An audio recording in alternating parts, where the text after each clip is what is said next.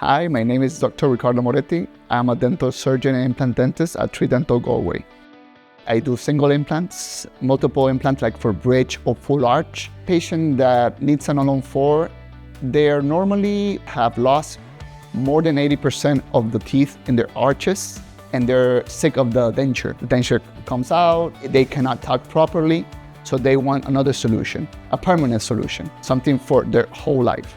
I think that the most satisfaction I get is when they are leaving, like you said, the way they smile, the happy they are, the way their family react. Because I've seen patients start crying the first second they see themselves in the mirror. Sometimes they tell me, I cannot believe this is me, because this is a real big change. Patients normally are worried about being judged when they come in to the clinic, especially in this type of cases, the big treatments. They have fear, they don't want to go to the clinic.